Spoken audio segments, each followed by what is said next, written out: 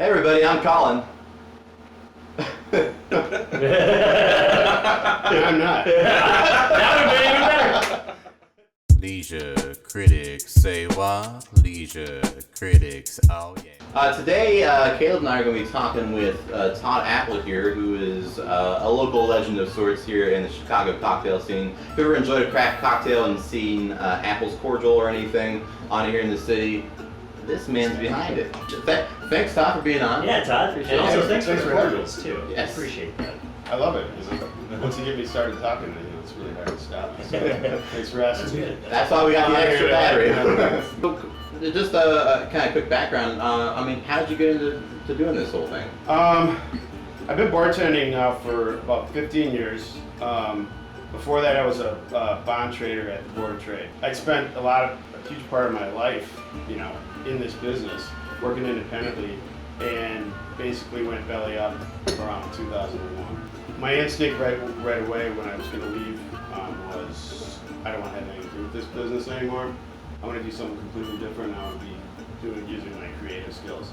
So I actually didn't have a whole lot of time. I'm like, I'm going to be a bartender. So I feel like it's very relatable. yeah. I mean, it was a complete, life change, career change, focus change, and all that kind of thing. And this was really just before the kind of the craft cocktail kind of thing. I mean, it was just literally like a couple of years kind of before it all really like started taking off. I wanted to take it to another level too. If whatever I was going to do, I wanted to be professional, and I wanted to be able to like learn and be an expert and professional at what I did. I didn't want to just sort of bring tips and call it a night kind of thing.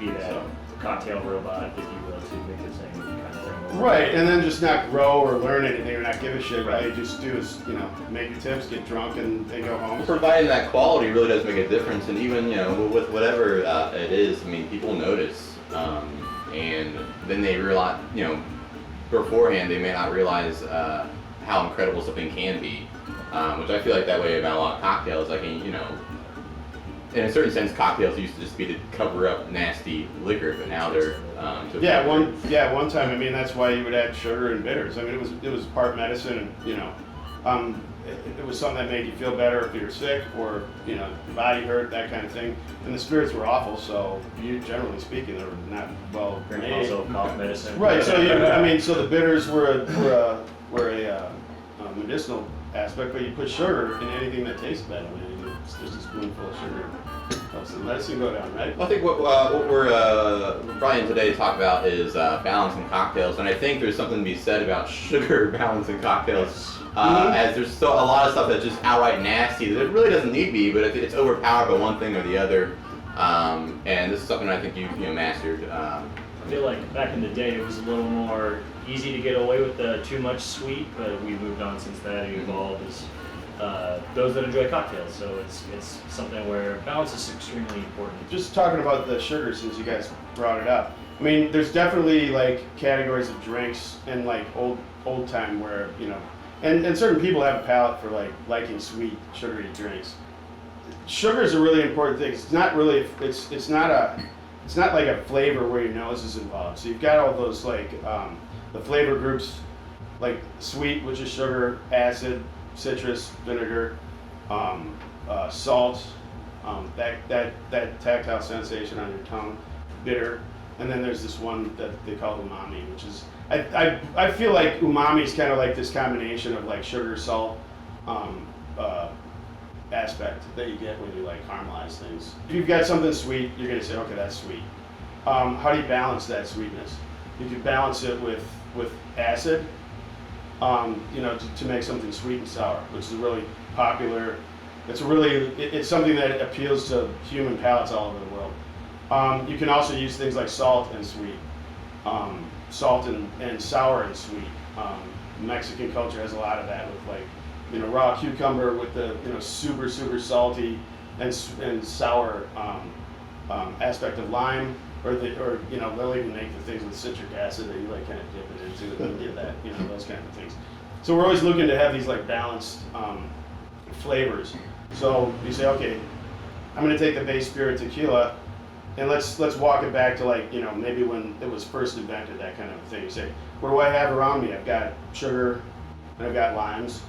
So I'm going to put those in there, but I want to still drink the tequila. So what you're going to do with the tequila is you're just going to enhance that tequila with the flavors of sour and sweet, and the addition of water, most likely, if you've got access to water or ice, that kind of thing, to stretch that out or dilute that just a little bit.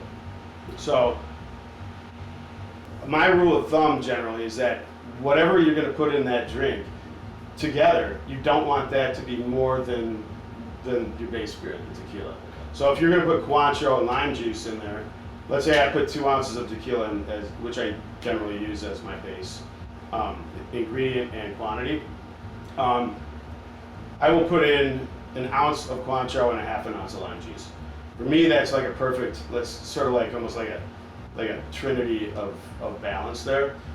It's really like 4-2-1 or 2-1 half, and you've got the base spirit, which is 2 ounces, the secondary spirit, which is the Cointreau or triple sec, which is 1 ounce, and that's also the sweet, and then you've got the acid, which is the lime juice. It just so happens that like Cointreau, triple sec tend to be a little drier. They're not like, it's not like pure sugar. So they're not like, they're sweet, but they're not like overly sweet.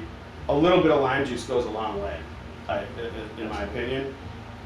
And then the other ingredient in that drink is going to be the ice, which is going to melt a little bit, which is going to add some water, which is going to dilute everything in your drink, not just the spirits and the lime and the Cointreau. The other thing is that the spirits kind of dilute the acid and the sugar as well. Let's say you're making like limeade. You don't want to just like drink lime juice and sugar together. It's like really concentrated. So you add water to it, and then it opens it up. You've got that really concentrated, like those flavors together. That water opens it up. So it's going to open up all those things in the margarita as well. And in that concentrated form, it's really like undrinkable. But once you add those together, it's sort of like a balloon that blows up with a picture on it. You can't really see it until you kind of blow it up like that. So I think you make some really important points there. It's like that's one thing I don't even think about. I don't think a lot of people don't either. Is like ice is an ingredient. Like there's a little bit of water that kind of comes with that, help balance out that cocktail. And also, I think a lot of people are afraid of tequila or the base spirit and its concentration. But that's what it's all about, is enhancing that, bringing that out, blowing up that balloon, if you will, as opposed to having that shot that, you know. As a bartender, there's a lot of people who will come in automatically and say they don't like this kind of spirit or this kind of spirit, like they only drink this. Then it's kind of your job, I feel, as somebody who's been, well, have you tried it in this way, and if they're just not willing to do it, then they're not wanting to go outside the box. But you know, that's kind of the idea. A lot of people are, but they don't realize that everything involved with, you know, the spirit, the actual like sweetener, or however we kind of craft it to, you know, dilute it with the water to make this like fine cocktail, this craft cocktail, you know. Make a nice balanced experience. It's kind of like across the board, whether it's beer, wine, or whatever. There's a balance that you're trying to find. If you want to build a cocktail, you know, should I be worried about recipes all the time, or like what's? Well, I mean, I don't want to like you know, destroy using a recipe with actual measurements, but I'd like to have people try to think in terms of like, for balance, think in terms of ratios. So you're thinking in terms of you know, like a Manhattan. Instead of thinking like just, oh, it's 2 ounces, how many ounces, whatever. You're always thinking it's 2 to 1. And that depends on your taste too. Everybody's taste is different, so you can always, whatever you like. I mean, if you like all kinds of sugar, if you don't like any of that stuff, whatever, just make it to your taste. But in general, a Manhattan's is gonna be 2 ounces of whiskey, 1 ounce of vermouth. So it's 2 to 1. It's just that simple. The math. It's actually that simple. Right. It's really simple. It's actually, I think it might seem counterintuitive, but actually I think it's easier to think like that. You know, once you kind of like train yourself to do that. Sure. Did you want to walk us through building a cocktail? Yeah, or? show us one or something you had in mind. Yeah. Okay. Let's see. I brought some simple syrup. I brought some lime syrup here. And I can tell you, I make this. This is a lime cordial. This is a homemade, basically Rose's lime juice, but this is real lime, cane sugar, and lime zest. It's on heat, but basically this is 1 part lime juice to 1 part sugar all together. So there's no added water to it at all. So it's 1-to-1, basically a lime sour. Okay. Now we can make a gimlet with this, with gin, which is more traditional. You can also use tequila, which I find is amazing with this. We might think I'm kind of crazy, but you're going to put 2 ounces of either tequila or gin in this. You're only going to really need a half an ounce of this. I always want a drink to be something where you're like, I want to take another sip of that, and that's refreshing. It's not cloying. It's not sticking on your palate. It's not staying on your lips. You're not, licking your lips all the time and going, wow. Or you're not just going, wow, that's just like burning my esophagus up. You know what I mean? And that happens a lot. I get all the time. This is why I have so much filler. Here we have some homemade ice. Fresh homemade ice. Next time. Yeah. It's fresh off the vine, guys. I will say I'm going to use my hands in here too. We don't have any tongs, but that's okay. That's how we roll. Alcohol That's how we sanitizer roll, these right? things. Feel it. Can I just say one more thing about ice? Is like, I've switched to at home to like just buying ice that's clear ice. I want an aesthetic. I want the drink to taste good before it looks good. Yeah. But if you can have it look good and taste good, I think it's that's the. Well, isn't there something to say like the trifecta. we taste a lot with our eyes Absolutely. first anyway, right? It's not. Absolutely, but some people rely on things like, oh, look at the garnishes and all this other stuff, and you got going on, and you're like, wow, that's beautiful. It tastes like shit. I think when you're shaking, you want to have like like this size ice is perfect because you can fit enough of them in there, and it chills it down with the right dilution. I was taught to always like fill your glass with ice, especially when it's hot like now. Like this is going to be warm. So I'm going to put this on here. It's going to start immediately melting the ice. So you want to give the ice a fighting chance against this, especially when it's warm right now. So let's do the tequila one here. So really this is going to be 2 ounces of tequila, half an ounce of lime juice, this lime cordial. So I'm going to do that in here. So while you're doing this, if I can maybe just ask, so what in the difference between a lime and a juice and a cordial? Is it just the amount of sugar that would go into it? Is it a little more sweetener?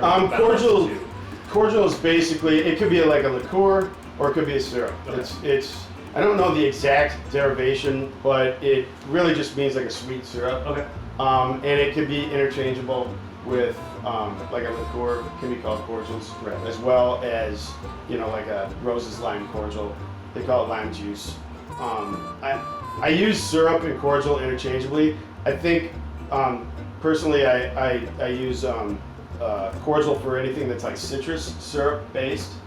Anything that's more like one-dimensional, like ginger syrup, but there's no acidity to it, I'll just call it syrup. There's no real logic, I give rhyme or reason, I guess, necessarily to it. That's just kind of how I think about it in my head. So okay, I put lime juice in here. Then we're gonna put. I will say this drink here. There are drinks that you should shake, and there are drinks that you should stir. This is a drink that you could shake or stir, I believe. It has citrus, and it has sugar, and it has spirit, but it has a lot of spirit. So, if you do shake something like this, I wouldn't. And again, that's your taste. I wouldn't like necessarily shake the crap out of it, where you get the ice shards. That's nice too on a really hot day like today. You might want to do that.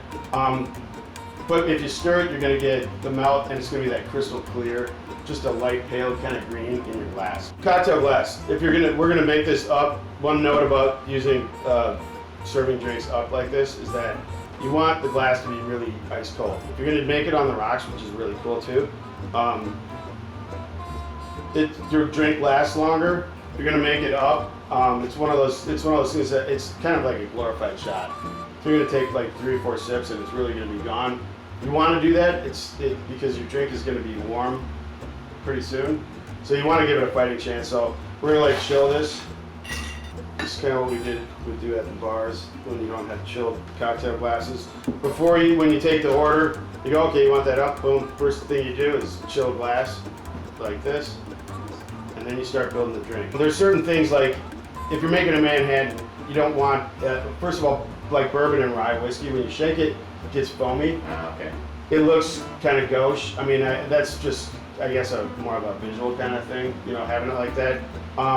Ice shards, great in like something that's like lemonade-y or something like that, but like in a martini, I mean, you still might like it. That's cool. I know I used to have people that wanted their vodka shaken until there was just ice like hanging on it. That's fine. James Bond. But what you want is it to look just crystal clear in your glass. No agitation, no bubbles, no froth, no ice, and that kind of thing. And you also kind of want to regulate how much melt you have. You're going to get more melt with that when you shake it. This is a julep strainer. This is the kind of thing you use on a mixing glass like that. So we're going to pour that out. These are gigantic cocktail glasses. So, but I think that's about where you kind of want it to go. I think on that. So, that's a tequila gimlet, which is really going to be very similar if you like margaritas. You're going to like this drink. Let's see if it's any good. It tastes pretty good, sure.